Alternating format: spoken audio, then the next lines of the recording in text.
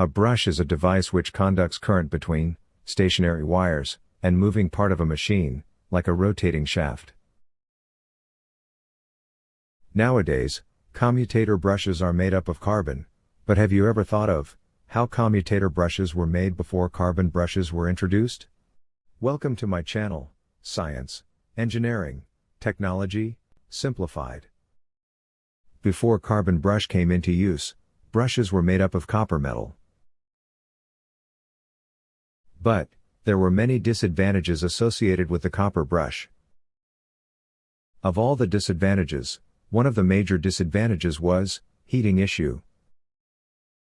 That is, the temperature of the brush used to rise significantly when the brush was used to conduct the current from the stationary wires to the rotating shaft.